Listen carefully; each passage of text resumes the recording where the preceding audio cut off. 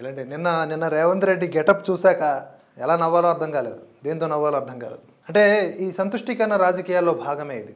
ఇఫ్తార్ విందులో పార్టిసిపేట్ చేయడం అనేది జనరల్గా ప్రతి ముఖ్యమంత్రి చేసేదే, తప్పులేదు. ఇప్పుడు నేను ఒక హిందువుగా, నా దోస్తుగాడు ఒక ముస్లిం దోస్తుగాడు నాకు పిలిచాడు అనుకోండి ఇఫ్తార్ విందుకి, నేను వెళ్తాను, ఒక హిందువుగానే వెళ్తాను. నేను కన్వర్ట్ అయిపోను, ఒక తాత్కాలికంగా ఒక ముస్లింగా కన్వర్ట్ అయిపోను. లేదా ఒక క్రిస్మస్ సెలబ్రేషన్స్ పిలిచాడు అనుకోండి, ఈ తాత్కాలికంగా మతం మారిపోవడం అంటారు దీన్ని. అర్థమవుతుందా మీకు? నాట్ ఓన్లీ రేవంత్ రెడ్డి, అక్కడ పార్టిసిపేట్ చేసిన వాళ్ళందరూ కూడా టోపీలు పెట్టుకోవటం, ఇదంతా కూడా అతి అన్నమాట.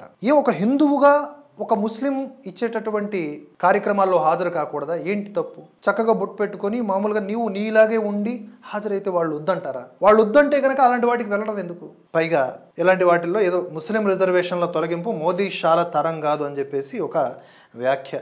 మోదీ షాల తరం ఏంటో రజాకర్ల పార్టీ నాయకుడైనటువంటి ఎంఐఎం అధినేత ఓవైసీ మాట్లాడితే చాలా కామెడీగా ఉంటుంది. మోదీ షాల్ని ఎన్ని రకాలుగా విమర్శించాడంటే ఈయన గత 10 ఏళ్లుగా తీసుకుంటే, అరే కబ్ దేకో అయోధ్య రామ్ మందిర్ బోల్తే కబ్ బనోగే అంటాడు. కట్టేసిన తర్వాత అది ఎప్పుడైనా సరే మాదే, ఆ నిర్మాణం కింద అక్కడ మేము బాబ్రీ కడతామంటాడు. ముందేమో నువ్వు ఈ రామ మందిరం అనే అంశాన్ని తీసుకొచ్చి ఈ ఎమోషన్స్తో నువ్వు రాజకీయాలు చేస్తున్నావు తప్ప రాముడు గుడి కట్టలేవు నువ్వు అని చెప్పేసేవాడు. అంటే మోదీ షాల తరం కాదంటున్నారు కదా, మోదీ షాల తరం అయింది. ఆర్టికల్ 370 విషయంలో నీకు దమ్ముంటే ఆర్టికల్ 370 రిమూవ్ చేయన్నాడు.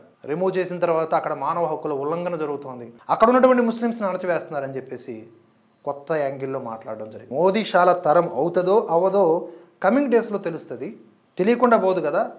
ఈరోజు పాత బస్తీ అలాగే అభివృద్ధికి దూరంగా ఉంది అంటే కారణం ఎవరు?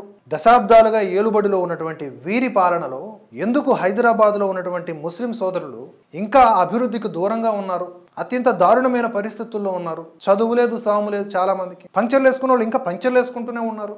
రిపేర్లు వర్క్ చేసుకునే వాళ్ళు రిపేర్లే చేసుకుంటున్నారు. వాళ్ళని ఎదగనివ్వకుండా వాళ్ళలో ఈ మతోన్మాదాన్ని నూరిపోస్తూ, పైగా మళ్ళీ ఆర్ఎస్ఎస్, బీజేపీ, హిందుత్వ అంటూ వీటి మీదే రెచ్చగొడుతూ వీళ్ళని హిందువుల్ని కాఫీర్లుగా, మీరు రజాకర్ అనే సినిమా చూస్తే ఈ క్యారెక్టర్స్ అన్నీ మీకు డినోట్ అవుతాయి, కనిపిస్తాయి. హిందువుల్ని శత్రువులుగా చూపిస్తూ ముస్లింల బుర్రల్లో వీళ్ళందరికీ కూడా వీళ్ళు కాఫీర్లు, వీళ్ళు మనల్ని చంపేస్తారు, ఇట్లాంటి ప్రయోగాలు చేస్తూనే గంపాగుత్తగా వారి ఓట్లను పొందేటటువంటి రాజకీయాలని సంతుష్టీకరణ రాజకీయాలు అంటారు. ఇప్పుడు అధికారంలో ఉన్నటువంటి ఏ పార్టీ అయినా ఇక్కడున్న ఆ ఓటు బ్యాంకు దృష్ట్యా ఇలా వ్యవహరిస్తూ ఉంటుంది. నేను రేవంత్ రెడ్డి గారికి అడుగుతున్నది ఒకటే, మీరు కానీ లేకపోతే ఎవరైనా సరే, ఏ నాయకుడైనా సరే, మీరు మీలాగా మనలాగా ఒక ముస్లిం సోదరులు ఏర్పాటు చేసినటువంటి ఇఫ్తార్ విందుల్లో పాల్గొనడానికి లేదా? ఉంది కదా. సో నిన్నంతా కూడా తాత్కాలికంగా మతం మారిపోయిన విధానం కనబడింది నాకు. సో ఇది మరి ఏం చేయలేము, ఇక అలవాటు, జనాలకు కూడా అలవాటు అయిపోయింది. ఈ వీడియోను లైక్ చేయండి, షేర్ చేయండి, మీ ఆలోచనల్ని కామెంట్స్ రూపంలో తెలియజేయండి. భరతవర్ష నిరంతర పరిశ్రమలో మీ ఆర్థిక మద్దతును జోడించాలనుకుంటే స్క్రీన్ మీద కనిపిస్తున్న వివరాల ద్వారా సహకరించండి. Support Bharatavarsha, strengthen the truth.